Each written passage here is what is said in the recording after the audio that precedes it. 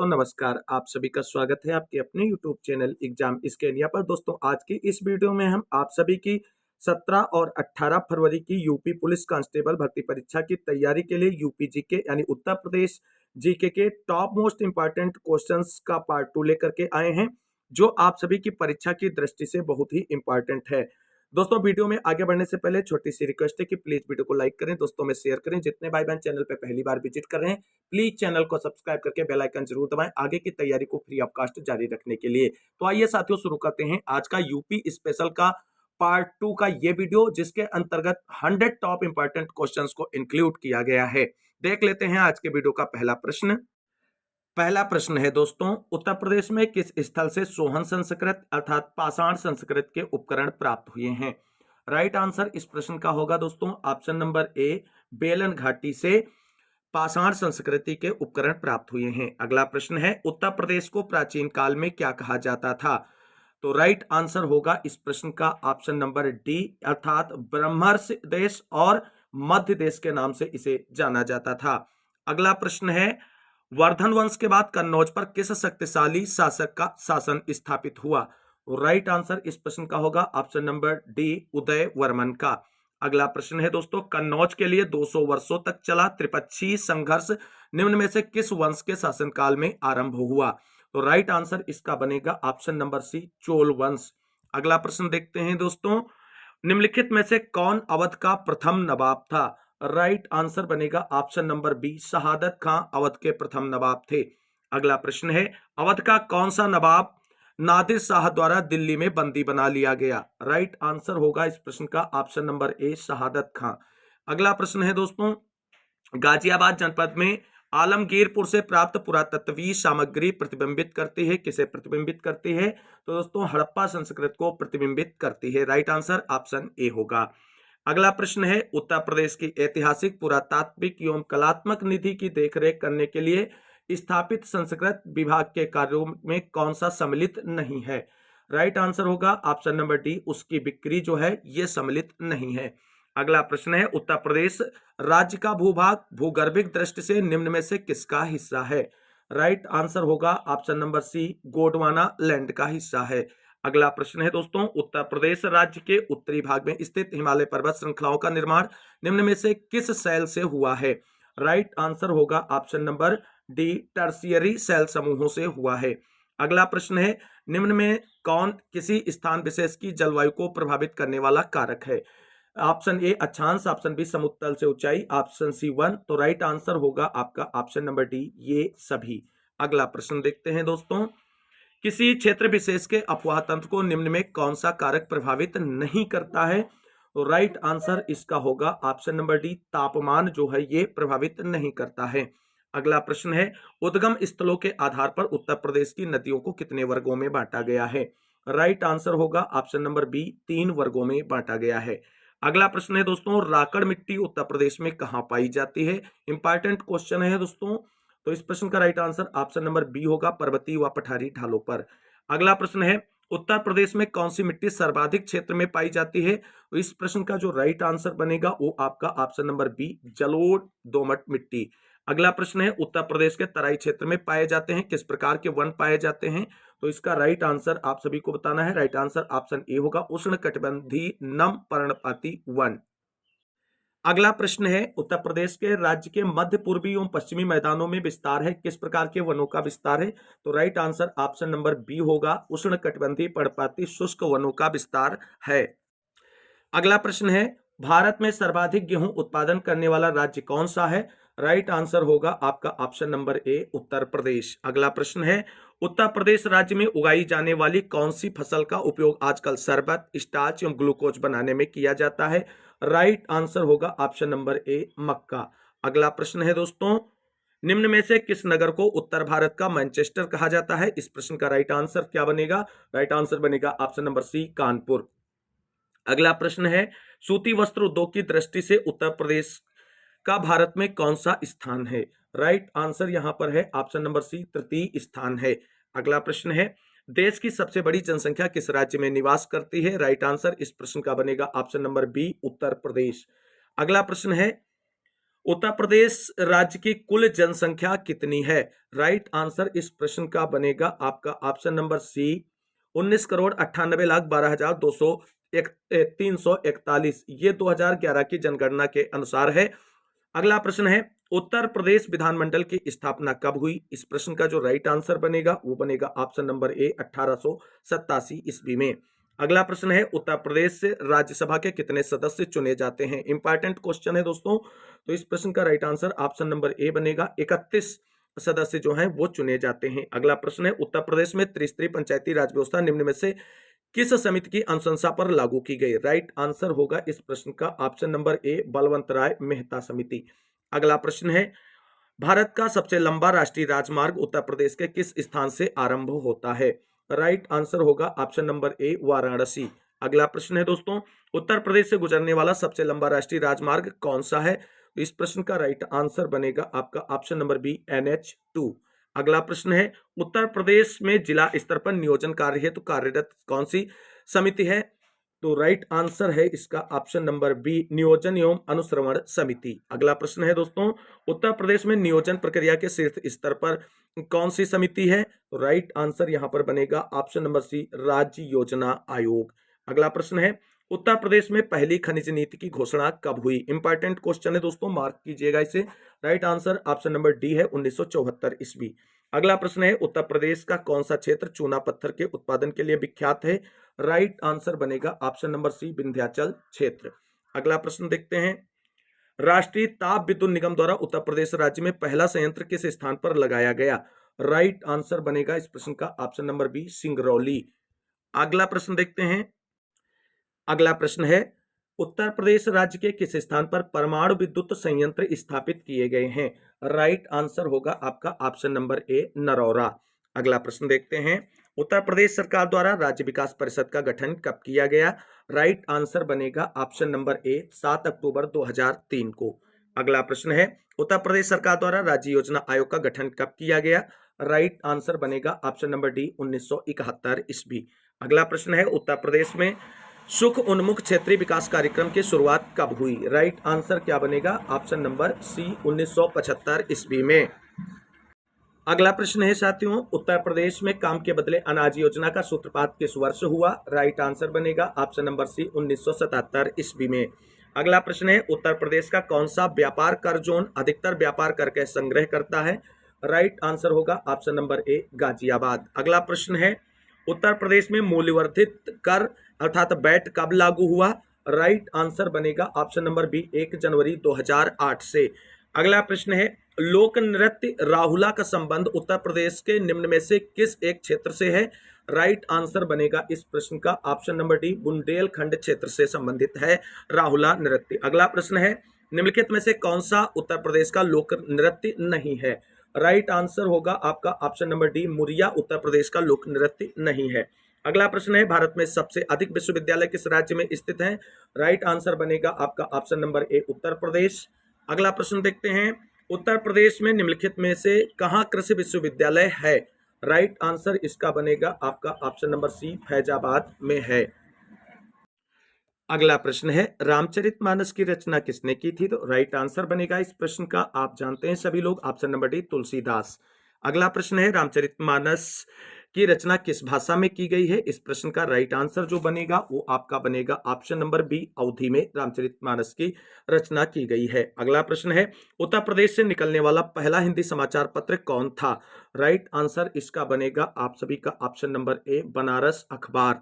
अगला प्रश्न है दोस्तों, प्रसिद्ध धार्मिक मासिक पत्रिका कल्याण का प्रकाशन कहां से होता है? इस प्रश्न का जो राइट आंसर बनेगा ऑप्शन नंबर सी गोरखपुर। अगला प्रश्न है दोस्तों, थारू जनजाति की सर्वाधिक संख्या उत्तर प्रदेश के किस जिले में निवास करती है? राइट आंसर होगा ऑप्शन नंबर बी गोरखपुर। अगला प्रश्न है, भोटिया जनजाति निम्नलिखित में से किस क्षेत्र में निवास करती है? इस प्रश्न का राइट आंसर बनेगा ऑप्शन नंबर बी पर्वतीय क्षेत्र में। अगला प्रश्न है, भारत कला भवन संग्रहालय कहाँ स्थित है? और इस प्रश्न का राइट आंसर बनेगा आप सभी का ऑप्शन नंबर डी वाराणसी में। अगला प्रश्न देखते हैं साथियों, उत्तर प्रदेश में कुंभ मेला कहाँ लगता है? राइट आंसर बनेगा आपका ऑप्शन नंबर ए प्रयागराज यानी इलाहाबाद में। अगला प्रश्न है, हिंदू मुस्लिम एकता का प्रतीक सुलहकुल उत्सव उत्तर प्रदेश के किस शहर में आयोजित किया जाता है? बहुत ही इंपॉर्टेंट क्वेश्चन है, इसे मार्क कीजिएगा दोस्तों। Right answer option number D बनेगा, आगरा में। अगला प्रश्न है, निम्नलिखित में से कौन सा युग्म सुमेलित नहीं है? राइट आंसर इसका बनने वाला है आपका ऑप्शन नंबर बी, जेके मंदिर लखनऊ, ये सुमेलित नहीं है, बाकी सभी सही सुमेलित हैं। अगला प्रश्न है, महात्मा बुद्ध का महापरिनिर्वाण कहाँ हुआ था?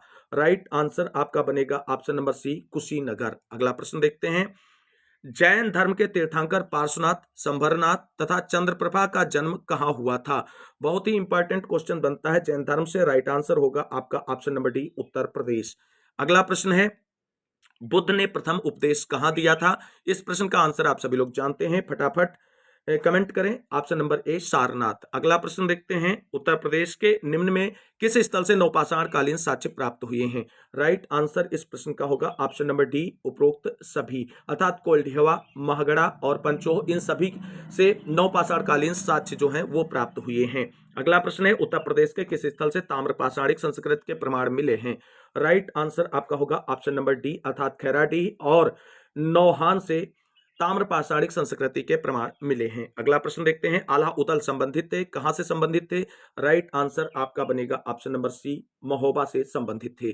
अगला प्रश्न है, सरकी सुल्तानों के शासनकाल में निम्न स्थानों में से किसे पूर्व का सिराज कहा जाता था? इंपॉर्टेंट क्वेश्चन है दोस्तों, और यहां से प्रश्न बनता है। Right answer option number C होगा, जौनपुर।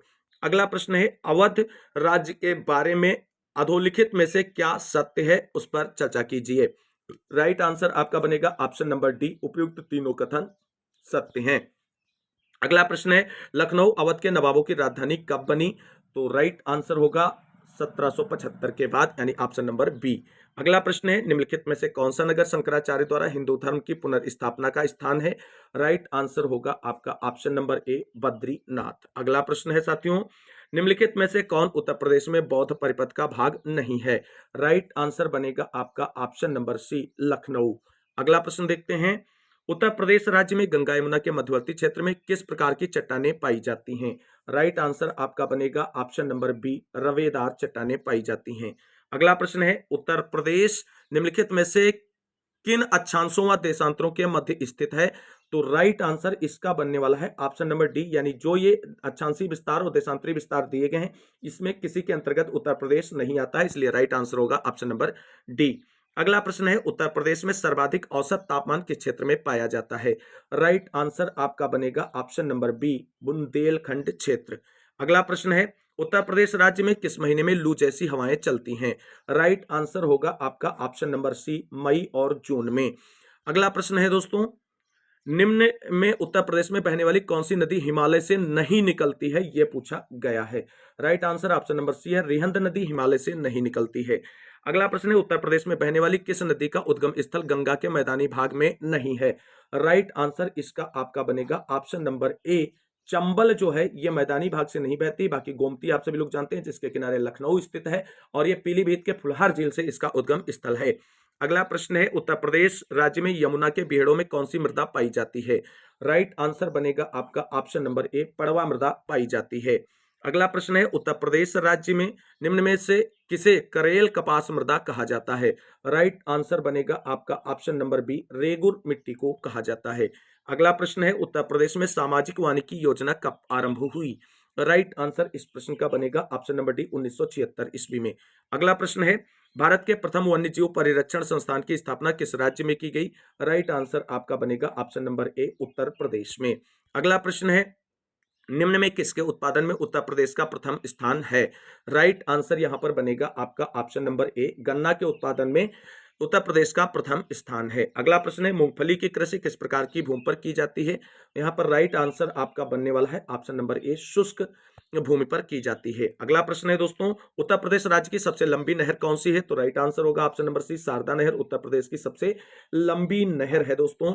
अगला प्रश्न है, पूर्वी यमुना नहर उत्तर प्रदेश राज्य के किस जिले से निकाली गई है? राइट आंसर इसका बनेगा ऑप्शन नंबर सी, सहारनपुर। अगला प्रश्न है, कांच उद्योग के लिए उत्तर प्रदेश का कौन सा नगर विख्यात है? राइट आंसर होगा आपका ऑप्शन नंबर ए, फिरोजाबाद। अगला प्रश्न देखते हैं, चीनी मिट्टी के बर्तनों के लिए निम्नलिखित में से कौन सा शहर प्रसिद्ध है? राइट आंसर इसका क्या बनेगा? राइट आंसर बनेगा ऑप्शन नंबर सी, खुर्जा। अगला प्रश्न देखते हैं, उत्तर प्रदेश में निम्न में कौन सा लिंगानुपात है, यानी उत्तर प्रदेश के लिंगानुपात के बारे में बात की गई है। राइट आंसर बनेगा आपका option number A 908।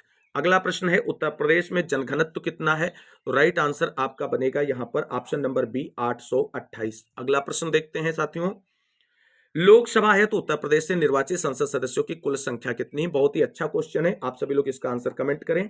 Right answer होगा ऑप्शन नंबर बी 80। यानी जितने भी देश हैं पूरे भारत में, सभी राज्यों में उत्तर प्रदेश से सबसे ज्यादा सांसद चुने जाते हैं लोकसभा के लिए और उनकी कुल संख्या 80 है। अगला प्रश्न है उत्तर प्रदेश की प्रथम राज्यपाल कौन थी। राइट आंसर आप सभी को बताना है, ऑप्शन नंबर क्या होगा सी श्रीमती सरोजनी नायडू, ये पहली महिला राज्यपाल भी थी। अगला प्रश्न है साथियों, उत्तर प्रदेश में निम्न में पंचायती राज का कौन सा त्रिस्तरीय ढांचा कार्यरत है। आप सभी लोग कमेंट करें इस प्रश्न का आंसर।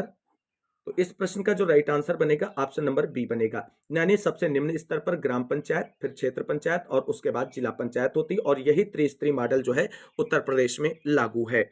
अगला प्रश्न है उत्तर प्रदेश में निम्नलिखित में से किस वर्ष पंचायत राज प्रणाली का शुभारंभ हुआ था। तो इस प्रश्न का जो राइट आंसर है वो आप सभी को कमेंट बॉक्स में छापना है कि इस प्रश्न का राइट आंसर क्या होगा। कमेंट करें फटाफट, इस प्रश्न का जो है राइट आंसर क्या होगा वो कमेंट बॉक्स में आप सभी को छाप के बताना है। तो अगला प्रश्न देखते हैं, उत्तर प्रदेश की निम्नलिखित में से किन नदियों में जल परिवहन की व्यवस्था है। राइट आंसर यहां पर बनेगा ऑप्शन नंबर ए गंगा और यमुना नदियों में जल परिवहन की व्यवस्था है। अगला प्रश्न है उत्तर प्रदेश में पहली बार श्रम कल्याण केंद्र की स्थापना कहां की गई थी। राइट आंसर बनेगा इसका ऑप्शन नंबर बी कानपुर में की गई थी। अगला प्रश्न है दोस्तों, उत्तर प्रदेश में बंधक श्रमिक प्रथा की समाप्ति कब की गई। इंपॉर्टेंट क्वेश्चन है और यहां से प्रश्न बनते हैं। Right answer option number C होगा 1976। अगला प्रश्न देखते हैं साथियों, अगला प्रश्न है पाइराइट्स खनिज मुख्य रूप से कहां प्राप्त होता है। इंपॉर्टेंट क्वेश्चन है, राइट आंसर होगा ऑप्शन नंबर डी मिर्जापुर। अगला प्रश्न है शेलखड़ी मुख्यतः कहां से प्राप्त होती है। राइट आंसर इस प्रश्न का क्या बनेगा, इस प्रश्न का right answer option number D बनेगा हमीरपुर और झांसी से। अगला प्रश्न है उत्तर प्रदेश राज्य के कुल विद्युत उत्पादन में सबसे बड़ा योगदान किसका है। राइट आंसर आपका होगा ऑप्शन नंबर ए तापीय विद्युत का। अगला प्रश्न है उत्तर प्रदेश में गैर परंपरागत ऊर्जा विकास के लिए नेडा नामक संस्था की स्थापना कब की गई। राइट आंसर इसका बनेगा ऑप्शन नंबर बी 1983 ईस्वी में की गई थी। अगला प्रश्न है उत्तर प्रदेश में निम्नलिखित में से किस स्थान पर एक नाभिकीय ऊर्जा परियोजना स्थित है। राइट आंसर होगा ऑप्शन नंबर सी नरौरा। अगला प्रश्न देखते हैं, माता टीला विद्युत परियोजना किस नदी पर स्थित है। इंपॉर्टेंट क्वेश्चन है दोस्तों, इसे मार्क करके रखिए। राइट आंसर बनेगा ऑप्शन नंबर बी बेतवा नदी। अगला प्रश्न देखते हैं, उत्तर प्रदेश को पूर्व में किस नाम से जाना जाता था। इस प्रश्न का राइट आंसर जो है वो आप सभी को कमेंट करके बताना है, क्योंकि पिछली वीडियो में हमने इस क्वेश्चंस को सबसे पहले करवाया था। अगला प्रश्न देखते हैं, उत्तर प्रदेश के किस शहर को नवाबों का शहर कहा जाता है और इस प्रश्न का राइट आंसर क्या होगा। तो इस प्रश्न का राइट आंसर होगा ऑप्शन नंबर सी लखनऊ। अगला प्रश्न देखते हैं दोस्तों, भारत का चीनी का कटोरा किसे कहा जाता है। बहुत ही अच्छा क्वेश्चन है साथियों, और राइट आंसर होगा option number A Uttar Pradesh को भारत का चीनी का कटोरा कहा जाता है, क्योंकि ये सबसे ज्यादा गन्ना उत्पादन करता है पूरे देश में।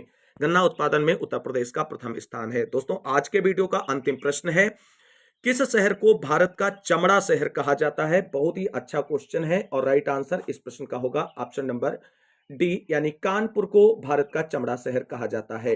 तो दोस्तों ये था यूपी जीके का यूपी जीके के इंपॉर्टेंट क्वेश्चंस का प्रैक्टिस सेट नंबर 2, जिसके अंतर्गत 100 महत्वपूर्ण क्वेश्चंस को इंक्लूड किया गया, जो आप सभी की आगामी परीक्षा जो आने वाली है यूपी पुलिस और एसएससी जीडी, उसकी दृष्टि से बहुत ही इंपॉर्टेंट है। उम्मीद करते हैं वीडियो आप सभी को अच्छा लगा होगा। अगर वीडियो अच्छा लगा है और ऐसी ही वीडियोज के साथ अपनी तैयारी को आगे जारी रखना चाहते हैं तो प्लीज चैनल को सब्सक्राइब करें, बेल आइकन दबाएं और दोस्तों में वीडियो को शेयर जरूर करें। बहुत ही मेहनत से इंपॉर्टेंट क्वेश्चन तैयार किए गए हैं आप सभी की एग्जाम को ध्यान में रखते हुए। तो आज की इस वीडियो में बस इतना ही, मिलते हैं अगली वीडियो में नए इंपॉर्टेंट क्वेश्चंस के साथ। तब तक के लिए सभी साथियों को जय हिंद, जय भारत, वंदे मातरम। आप सभी साथियों का दिन शुभ हो और आप सभी का आने वाला एग्जाम बेहतर मार्क के साथ निकले और आपकी एक सीट पक्की हो यूपी पुलिस में। इसी उम्मीद के साथ मिलेंगे अगली वीडियो में।